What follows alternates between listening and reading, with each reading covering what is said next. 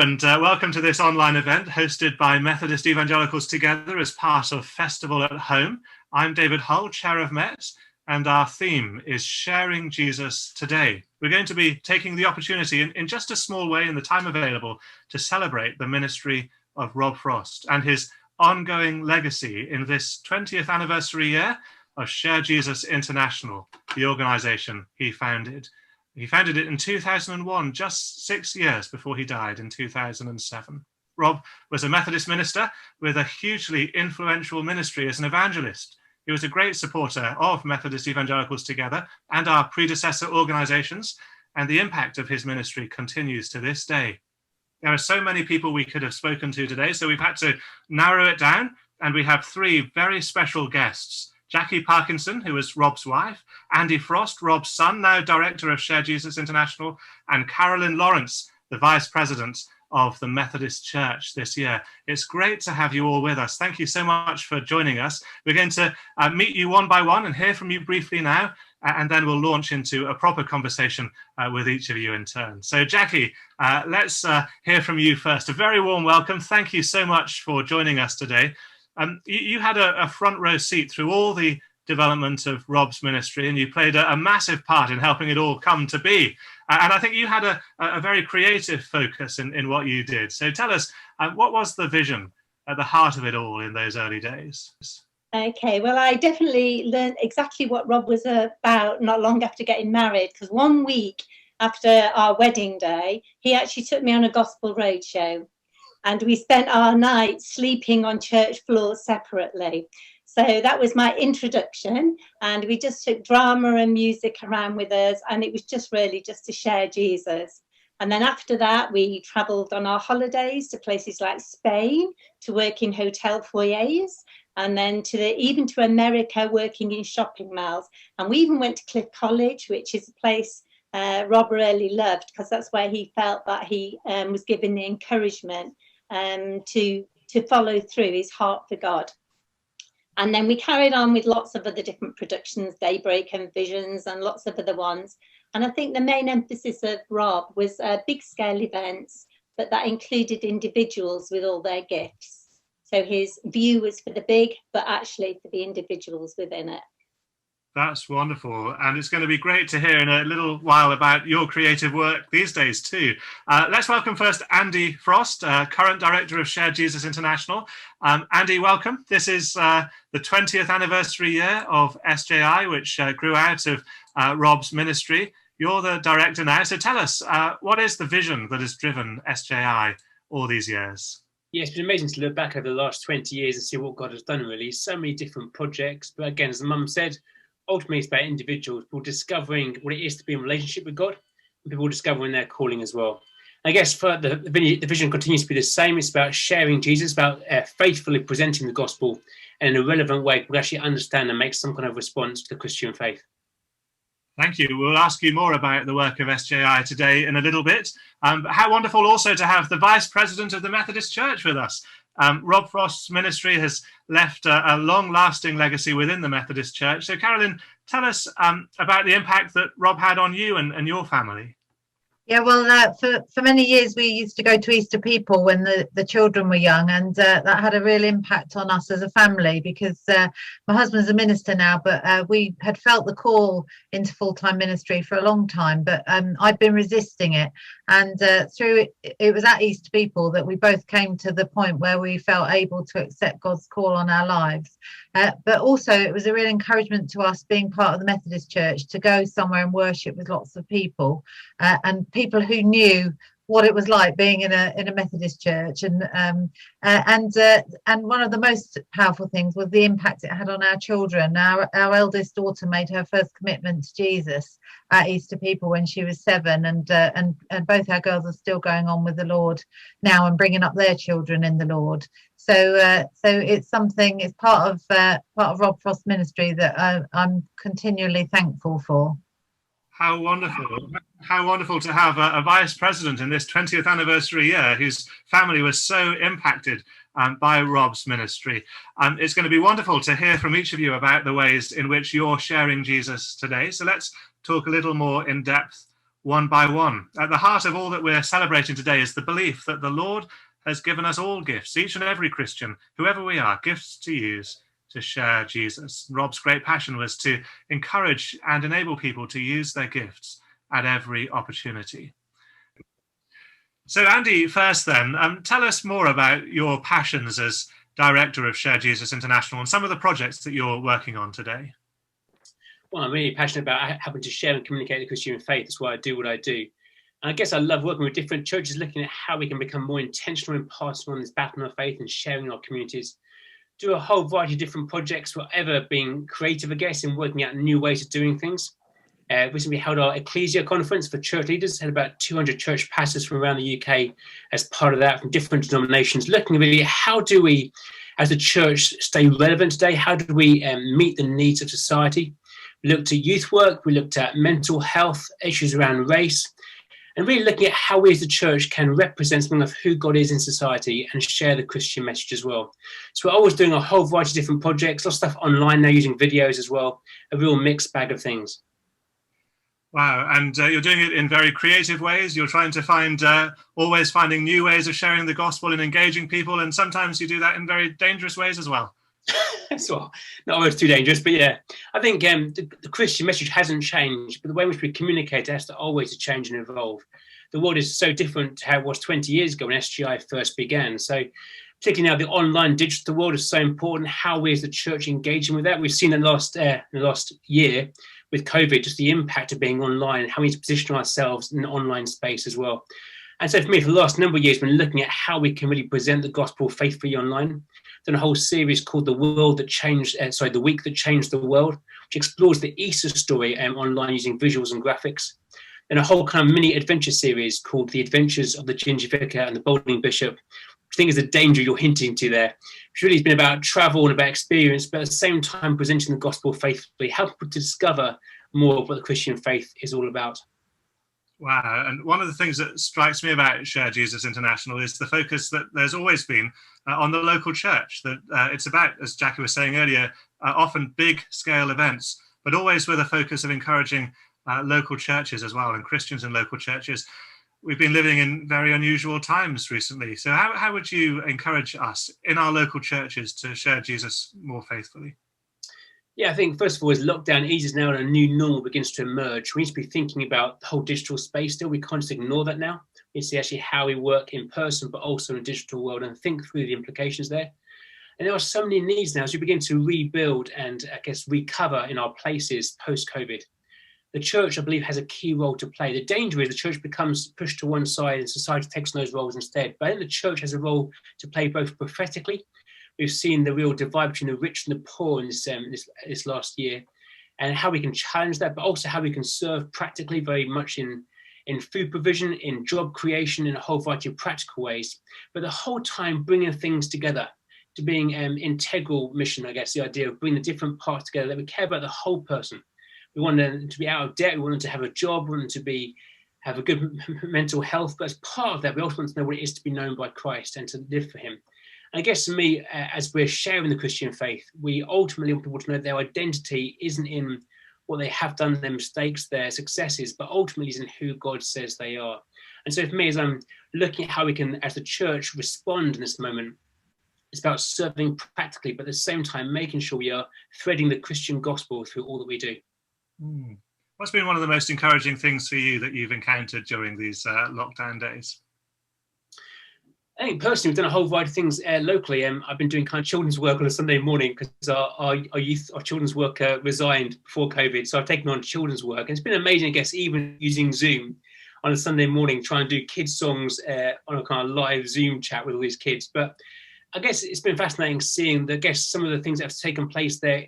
I guess partly the role that parents play in passing on faith, and to be able to not only speak to kids, but right into people's homes, actually help equip parents in passing on the baton of faith, and to challenge parents too about their own walk with God. So there's been a real interesting thing in how we see family life going forwards in terms of ministry.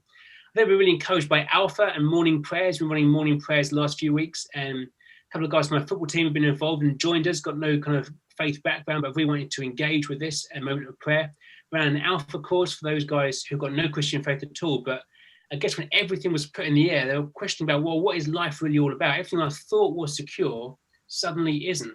In that moment, it's been a great opportunity to run an Alpha course, to engage with those questions and see people come to faith. So I feel like I'm excited that in this very challenging and difficult time, when so much is, I guess, up in the air, that despite all of that, that they're shaking us, cause people to think about some bigger questions about meaning and purpose and what life is all about. I just hope the church takes this opportunity to really present the gospel faithfully and relevantly. And it's wonderful that Share Jesus International is playing its part in helping us to do that. You're involved in so many different projects. How can we find out more about your work? Well, the website is sharejesusinternational.com. Find lots of information. There also are videos on our YouTube channel too, which is SJI News on YouTube.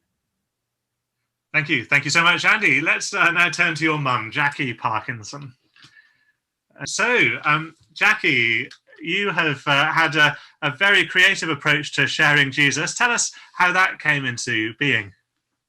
Well, I think when I was married to Rob, I used to think that he was this great evangelist, which he was. So really, I didn't have to do anything. I was okay. I could just stay in the background. But I think I kind of discovered that we all have a role to play, and that all of us, if we believe in Jesus, have a kingdom to bring in with him. So I discovered mine in the arts. I set up the Lantern Arts Centre in 1997 and worked there for 16 years, really enjoying just being part of a group, sending work on the road with Rob, directing things, and just enjoying that whole idea of being part of a team. Then on the 1st of January 2003, we were sat, Rob and I, in a cafe, and Rob had a massive long list of his New Year's resolutions, all his plans, all his spiritual targets. And he looked at me and said, "So what are you going to do?" And I said, "I haven't got any." He said, "Come on, you have to have at least one New Year's resolution."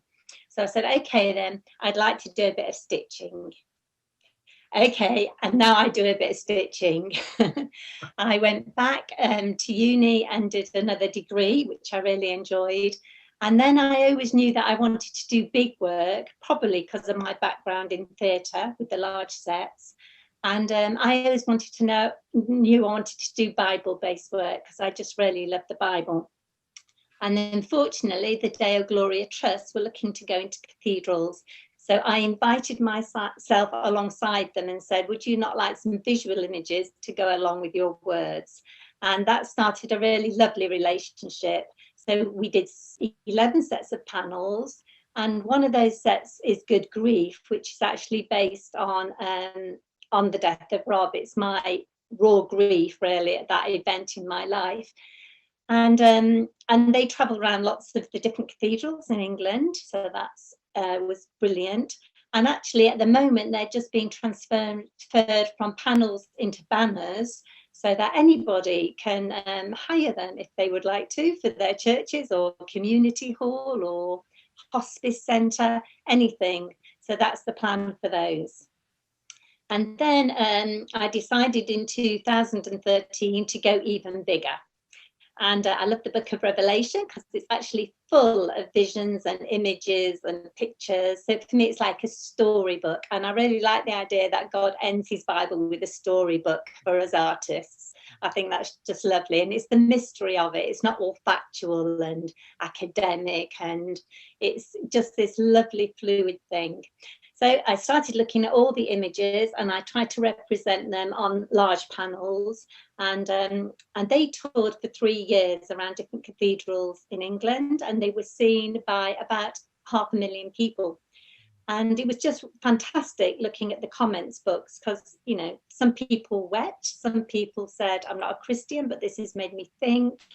Other people have just been inspired to do their own work. So it's just been a real encouragement just to know that just sitting by myself in my studio stitching can be a form of work. So it's just about finding our own voice, really. And I think in stitching, I found mine. And I've just finished, actually, just last week, the last panel of Threads Through Creation.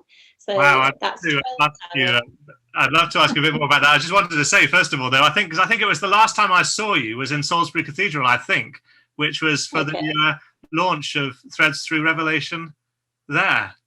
And it's launching, Threads Through Creation is launching there this August, hopefully. Really, isn't that amazing? And certainly Threads Through Revelation was just astounding and amazingly beautiful work. And I've seen one of the prints of your Threads Through Creation. So yes, do tell us about how things are developing with that. Okay, that looks at the first 3 books, 3 chapters of Genesis, and it just looks about how everything started good. So Revelation is how everything finishes good, and creation is how everything started good. And it goes as far as the fall. And I'm just planning at the moment a 3rd exhibition, which will be the final exhibition, and that's Threads Through the Cross. And actually that's the messy bit in the middle. So it's a bit after the good and before the good. It's a bit in the middle, the messy bit that we live in, and the messy bit which actually the cross stands in. So Threads Through the Cross is all about Jesus and his death on the cross and his resurrection, ascension, and Pentecost, because Jesus still lives. Wow. So yes, showing how it started good, how it ended, how it ends good, and it goes through a real mess in the middle with the cross, and representing all of that in stitches, which is just stunning. And you say that's going to be the last exhibition, so we have to then watch this space to see what happens for Jacqui Parkinson beyond. Well, I have one last dream. My last dream is that all 3 of them one day might be shown in the same place or in a few places. But in total, they will be 80 meters in length, side by side. So we're looking for big spaces. But that's my dream. That's amazing. I mean, that is phenomenal. So they've got these tours are coming up, and I suppose if anybody knows of a great big space that they would like to have it all in, then they can get in touch with you, and you can be in conversation with them about that. How can we be in touch with you, and how can we find out more about your I have a website that's just being updated at the moment, and it's Jacqui, which is JACQUI textile.com. Wonderful. Jacqui, thank you so much. It's amazing to hear about all that you're developing to share Jesus so creatively. And thank you so much for being with us today. So let's turn now to Carolyn Lawrence, the Vice President of the Methodist Church this year. Carolyn, it's wonderful to have you here, and it's been a very unusual year with the pandemic restrictions. Tell us, what's it been like being Vice President this year? What have been some of the highlights? Yeah, it's been very strange with lockdowns and restrictions and not being able to travel any of the places that I thought I was going to go. So there's been a lot of disappointments, but God's been really good, and there's been a lot of blessings through the year. And I think one of my highlights was going to Brazil last year, when I managed to get my overseas visit in just before COVID struck and all the lockdowns happened, and seeing how wonderful the church is there in Brazil and how exuberant and passionate they are about sharing Jesus, and how their church is growing. And also hearing stories, as I've met people through technology, about the creative ways that people are engaging with their communities and sharing the love of Jesus. It's just been really inspiring, and I've perhaps met more people through Zoom than I would have done in real life if I had been traveling. So God is good. Wow, so there have been some real blessings in the middle of all the difficulties of the pandemic. And what have been some of the opportunities then to share Jesus during this vice presidential year? Yeah, there's been more opportunities perhaps than if I had been travelling around, because I've been asked to do a lot of video recordings and broadcasts, radio interviews, and write articles and things for people's churches, and also to go to small groups of people to talk and share, Bible study or whatever. So I think that there's been more opportunities than I expected. And one wonderful opportunity was I was invited to speak to a group of women in Guatemala about their value to the Lord. And so late one night I was on Zoom speaking to women in Guatemala. So there's been a load of opportunities, and I've just at the beginning of the year I just prayed that I offered myself for this role as offering to serve Jesus and glorify him in any way I can. And there's been more ways of sharing Jesus than I would have ever imagined possible. Wow. And what's been then the overriding message that you have been longing to share with the Methodist people, and perhaps more widely with the Christian church, as you have served as vice president this year? Yeah, well, as Andy said, there's a real need out there for Jesus anyway, but I think with the pandemic it's really highlighted that need, and there's a lot of people searching for belonging and community and for hope. And so, I've really been trying to encourage people to share their faith and to get out there and be in the community, to build relationships with people, to practically show God's love to people and shower them with grace so that they know how much God loves them. And as I always do, trying to encourage people to be relevant and to be natural and with people, not trying to sort of force God into conversations, and also to be normal. I always say you don't have to be weird to be a Christian, and people often think Christians are weird, but we can be normal and have fun and relate to people in a normal way. And I really believe that we need to do what we can and not what we can't, and sometimes it might be a small thing we can do showing the love of Jesus, but other times it might be big things. And I truly believe that as hearts and lives individually are transformed by Jesus, then they go on to transform communities and the nation and the world. So I really want to encourage people to just ask God where he's showing them and who he's leading them to, so that they can share the love of Jesus, even as they go out and about on their daily walk. Wow, wonderful. Be normal, have fun, shower people with grace, and do what you can in all sorts of small ways to share Jesus with people around you. Amen. So, amen to that. And Carolyn, thank you so much for being with us today. It's highly likely, I think, that many of us involved in this online conversation today wouldn't be here if it wasn't for our initial involvement in Rob's life and work and ministry. We learned so much about sharing Jesus by serving at Rob's side. Two more members of our team in Methodist Evangelicals Together join us now, Marion Izzard and Derek Ballston. Marion wears many hats: General Secretary, Administrator, Editor of Met Connection. Marion, you worked with Rob for many years and ended up as Coordinator of Easter People and Deputy Director of Share Jesus International. So it's wonderful to have you on our team with us. Why don't you share some memories, some reflections with us of your time serving with Rob? Yes, thank you, David. Well, Rob was a great believer in people. He saw their potential, he took them where they were at and gave them the freedom to develop and use their gifts. And he encouraged them to be the people that God created them to be. Well, my time working with Rob and the team was a huge privilege. And what was initially envisaged as 6 months to a year turned out to be 22 years. And it was a roller coaster of an adventure working with Rob as a visionary. I was involved in the managing and coordinating of many touring projects, Easter People and other events, with a vision to bring renewal to individuals, to churches, and to the Methodist denomination, as well as to engage and involve people at all different levels, which was at the heart of Rob's ministry. And I was given amazing opportunities to develop my gifts and skills during that time, as well as to develop a huge network of connections, of relationships and friendships, many of which I still have today. I think really the legacy of Rob's ministry is not about the huge organisation that went into the intricacy of different projects or the Easter People programme, but it's all about changed lives, lives transformed by encountering Jesus, enabling people to engage with Jesus and encouraging and equipping them to be the people they were created to be and to share that with others too. So thank you. Thanks, Marion. That's wonderful. And Derek, we're so grateful for everything that you do for us on our team. So I'll let you introduce yourself, and perhaps you could tell us why everyone watching should join us in partnering with Methodist Evangelicals Together. I serve as the development worker for Met. For myself and my family, we have been positively impacted by Rob Frost and his various ministries, especially through Easter People and the Share Jesus missions. These ministries have helped me to hold firm to the evangelical faith and grow in the spirit-filled life, both of which are within Methodism's DNA. As our name, Methodist Evangelicals Together suggests, sharing Jesus today is an important part of our movement. We do this through teaching days, residential conferences, online training, and by publishing an inspirational magazine 3 times a year.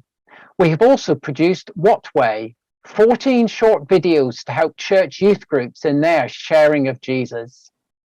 Met continues to encourage and equip ordinary Christians in ordinary churches to share the love and truth of Jesus through words and works and in the power of the Holy Spirit. To find out more and to partner with us, visit methodistevangelicals.org.uk. Well, it's amazing how from small beginnings, great things can grow. Methodist Evangelicals Together was launched at Rob Frost's last great event, the very last Easter People in 2007. It's been wonderful to celebrate, just in a small way today, his legacy in this, the 20th anniversary of Share Jesus International, which he launched. In the end, at heart, we're all of us joining in this online celebration today. We're all ordinary Christians in ordinary churches doing an extraordinary thing, trusting the Lord to take what we offer him and use it to share Jesus with a world in need. So thank you for joining us today, and thank you to all our guests. It's time for us now to say goodbye and God bless. Goodbye.